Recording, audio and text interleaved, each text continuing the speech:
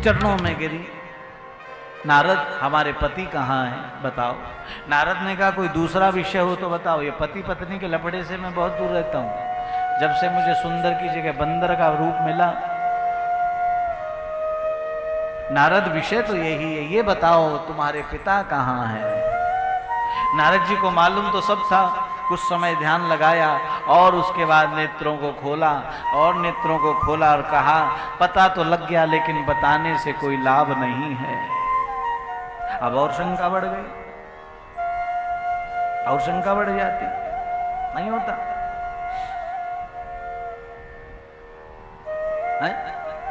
और चिंता नहीं बढ़ जाती। अब किसी जोशी के पास आप जाओ जन्म पत्रिका लेके, अब कोई परेशान है तभी जोशी के पास जाता है, ऐसे तो जाता नहीं। और ज्योतिषाचार्य जन्मपत्री देखते हुए अगर मुंह बनाने लगे हैं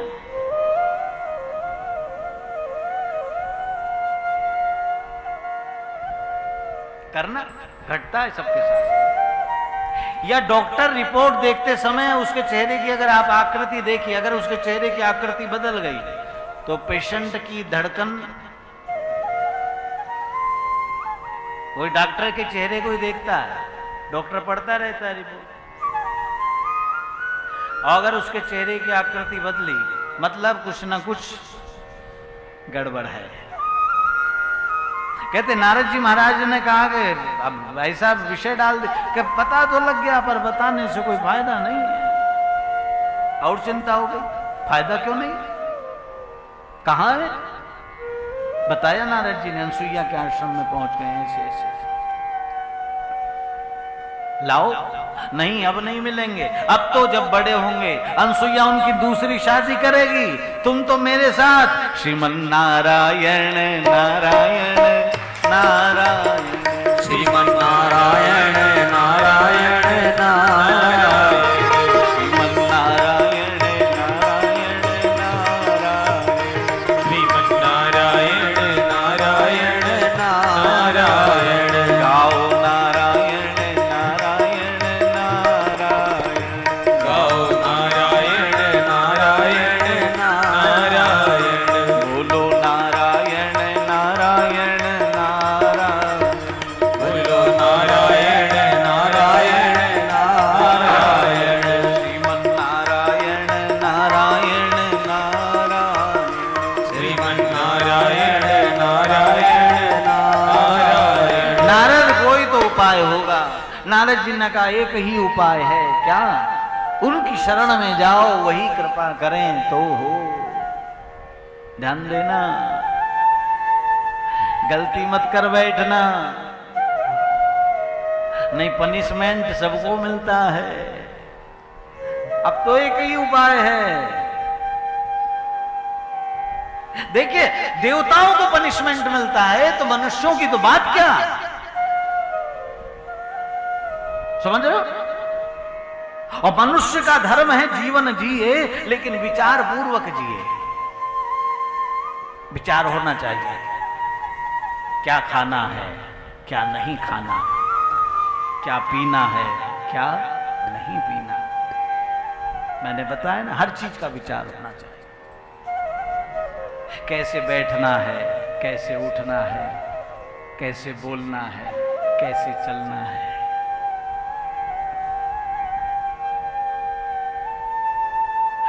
अभी मैं एक आदमी समर्सिबल से गाड़ी को धो रहा था, बताओ, समर्सिबल का पाइप लगा के गाड़ी धो रहा। अरे मैंने कहा पानी की कमी है? और समर्सिबल से गाड़ी धो रहा, आने वाले समय में पानी नहीं मिलेगा।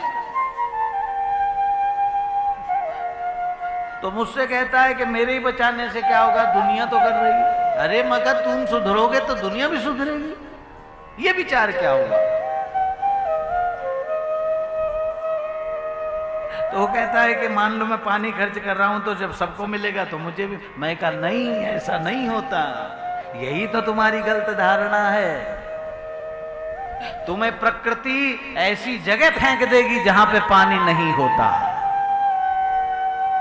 प्रकृति तुम्हें ऐसी जगह ले जाएगी। अगर अन्न का अनादर करोगे तो प्रकृति तुम्हें ऐसी व्यवस्था में ले जाएगी जहां पे तुम्हें पैसा तो मिलेगा लेकिन अन्न खाने को नहीं मिलेगा। अगर तुमने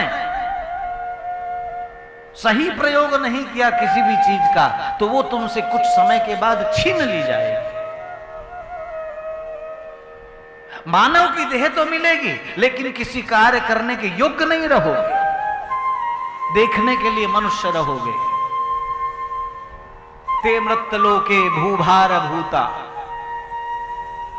इसलिए नारद जी कह रहे तुमने विचार नहीं किया।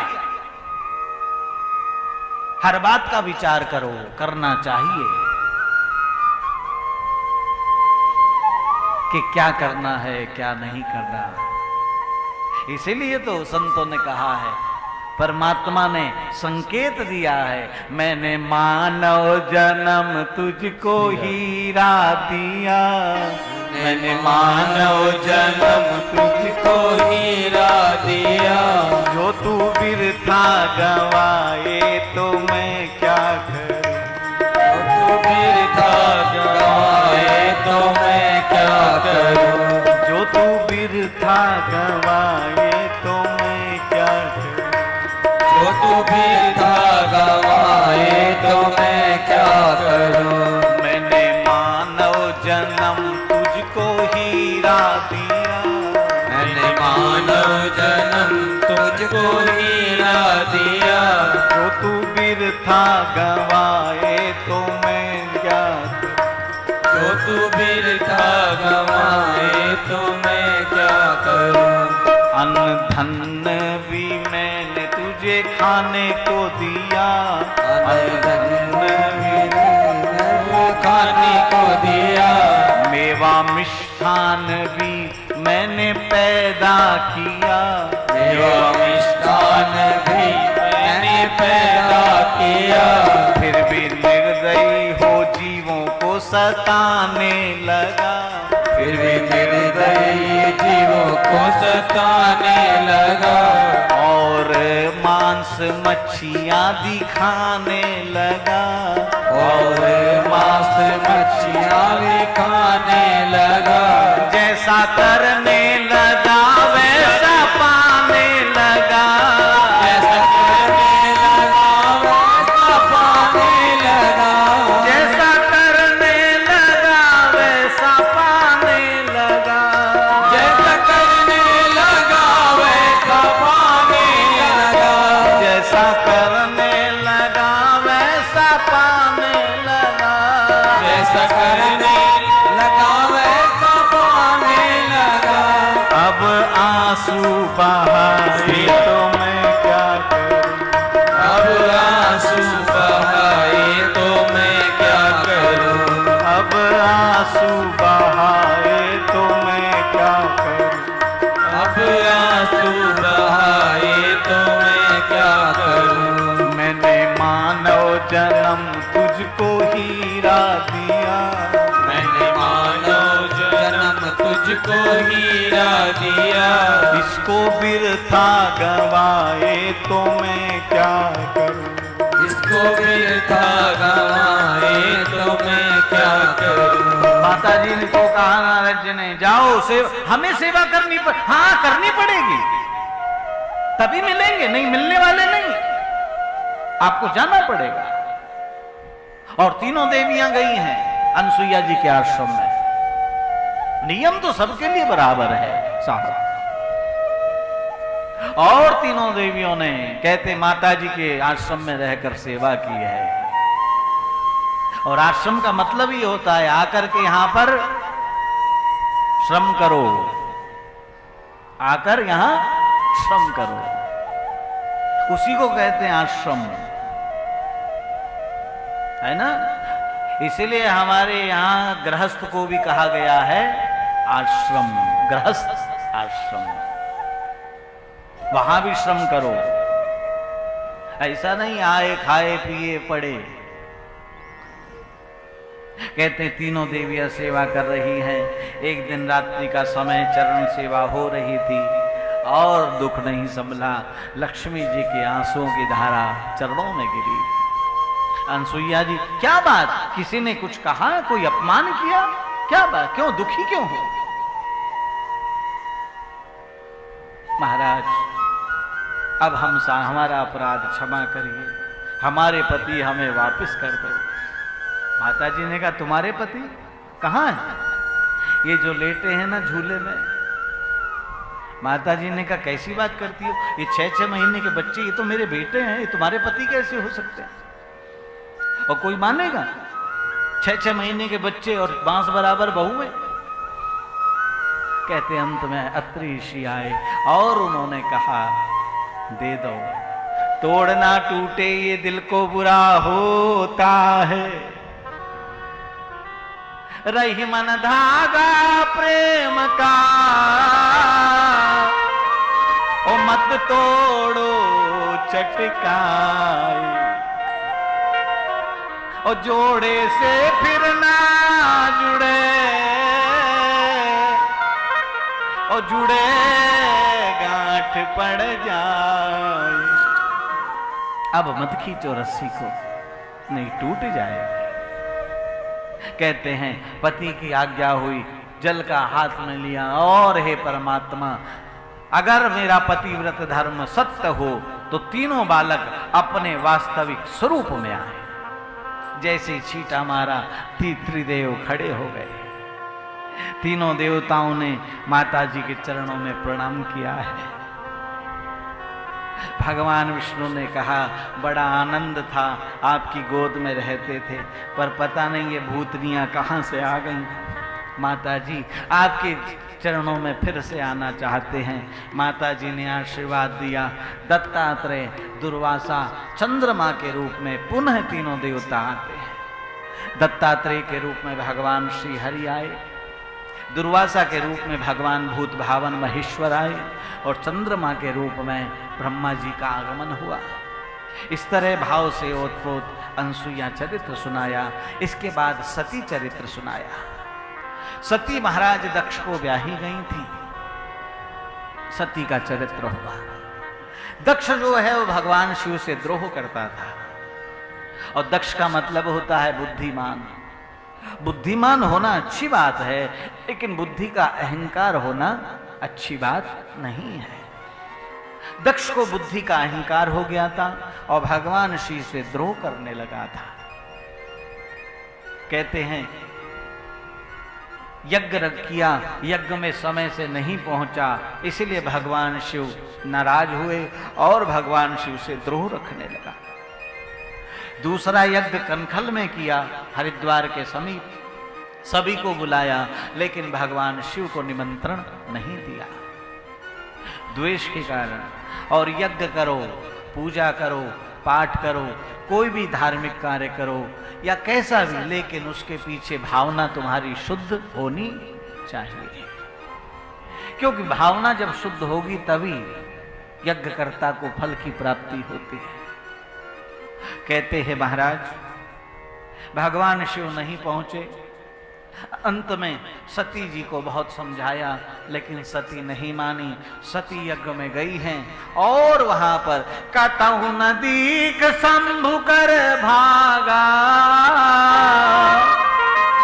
सभी देवताओं का भाग है, लेकिन यज्ञशाला में भगवान शिव का भाग नहीं।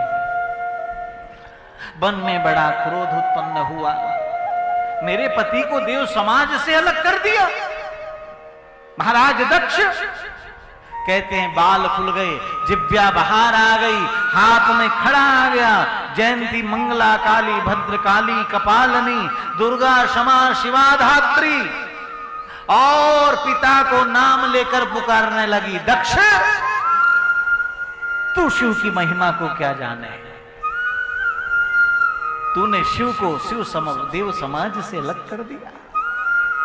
मन तो करता है कि इस खड़ग से तेरी गर्दन को काट डालूं, लेकिन पितृघातनी कहलाऊंगी।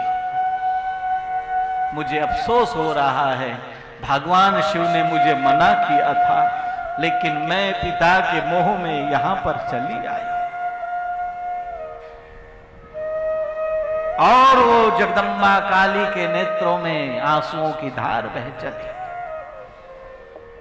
भगवान शिव का मैंने कहना नहीं माना, उन्होंने मुझे बार बार समझाया। मन तो करता है कि तेरे प्राणों का अंत कर दे, लेकिन पितृघातनी हूं। जब भगवान शिव मुझे दक्षिणायनी कह के पुकारते हैं तो मुझे बड़ा कष्ट होता है।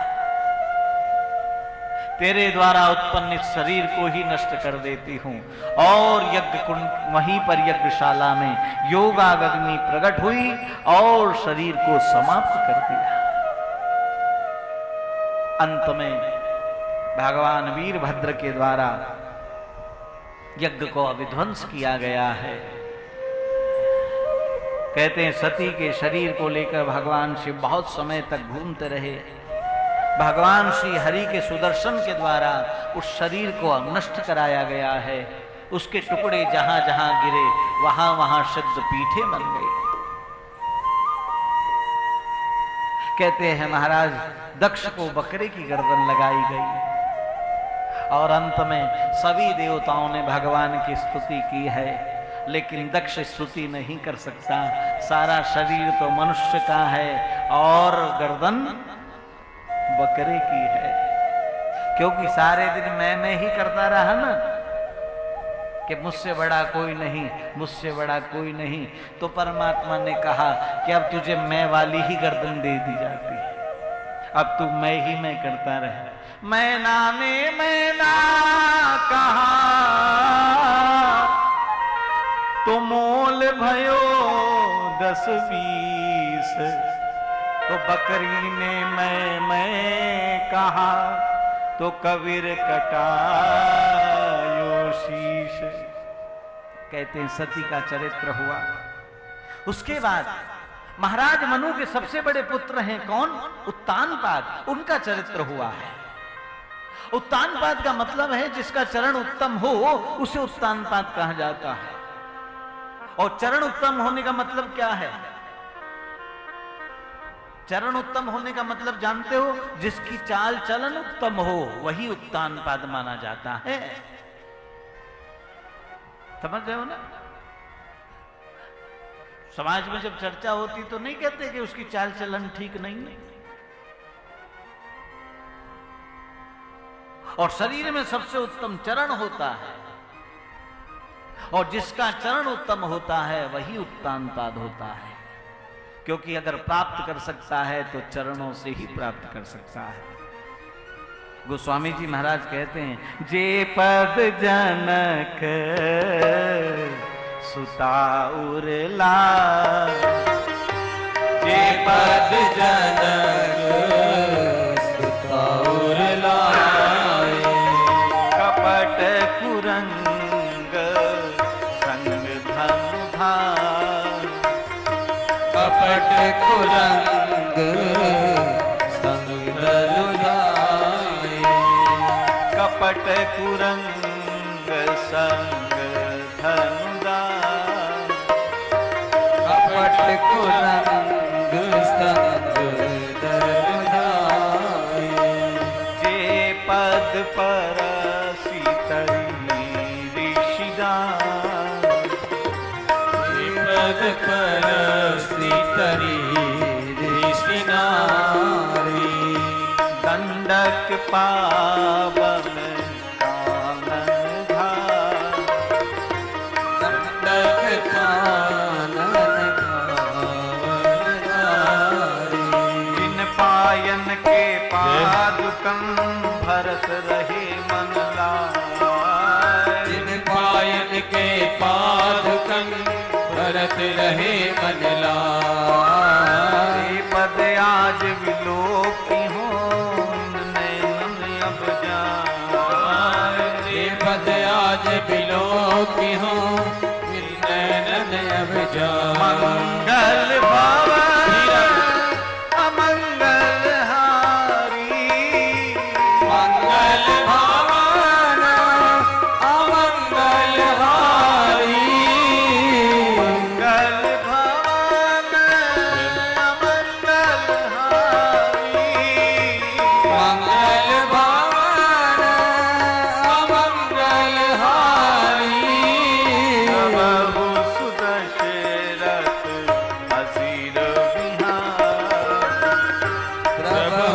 दशरथ भाव से गाइए। अजिर बिहार जाने क्या जादू भरा हुआ भगवान तुम्हारी गीता में। जाने क्या जादू भरा हुआ भगवान तुम्हारी गीता में। जाने क्या जादू भरा हुआ भगवान तुम्हारी गीता में। जाने क्या जादू भरा हुआ भगवान तुम्हारी गीता में। मैं जन्म जन्म से पड़ा हुआ, मैं जन्म जन्म से पड़ा हुआ। मैं जन्म जन्म से पड़ा हुआ, मैं जन्म जन्म से पड़ा हुआ। भगवान तुम्हारी गीता में। भगवान तुम्हारी गीता में। जाने क्या जादू भरा हुआ भगवान तुम्हारी गीता में। जाने क्या जादू भरा हुआ भगवान तुम्हारी गीता में। जाने क्या जादू भरा हुआ भगवान तुम्हारी गीता में। जाने क्या जादू भरा हुआ भगवान तुम्हारी गीता में। उत्तान पाद के ही ध्रुव आता है, और ध्रुव जैसा बालक जब तक उत्तान पाद ना हो तब तक, सुनीति ना हो तब तक ना आए। मेरे भाई बहन, गुरुजी बताया करते हैं हमारे कि आज भी राम आने के लिए तैयार हैं, लेकिन कोई दशरथ और कौशल्या नहीं मिल रहे। जब तक मन दशरथ नहीं होगा और बुद्धि कौशल्या नहीं होगी, तब तक राम रूपी ब्रह्म का पदार्पण नहीं हो सकता। कहते महाराज उत्तानपाद के यहां ध्रुव का जन्म हुआ, और उत्तानपाद की दो पत्नियां हैं। प्रथम रानी है सुनीति और दूसरी रानी है सुरुचि। सुनीति का मतलब जो सुंदर नीति प्रदान करे, वो सुनीति है। समझ रहे हो? और सुंदर नीति क्या? सुंदर नीति क्या?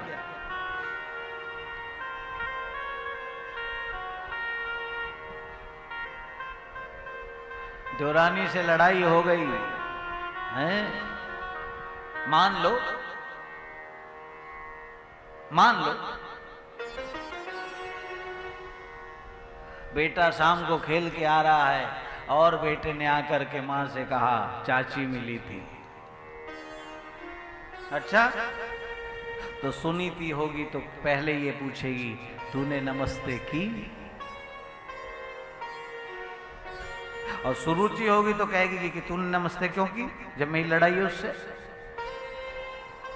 जब तेरी मां की बोलचाल नहीं है तो तू किसे बोल रहा है उससे? बस इतना समझ जाना, इतने में जिसके विचार उत्तम हो वो सुनीति है। बच्चे को समझाना, बेटा बड़ों की हमारी लड़ाई है लेकिन तुम्हें नहीं पड़ना। चाची कहीं भी मिले प्रणाम जरूर करना। जाओ आज त्योहार है, चाची को विश कर दो। ये सुनीति का लक्ष्य है। पहली बात तो सुनीति की लड़ाई होती ही नहीं, सुनीति की किसी से लड़ाई होती ही नहीं। हाँ, ये बात अलग है कि सुरुचि उसे पसंद ना करे, ये बात अलग है कि सुरुचि को पसंद ना आए, विचार ना मिले। और रहीमदास जी कहते भी हैं, कह रहीम कैसे निभे ओ केर बेर को संग, वो डोलत रस आपने और उनके फाटते।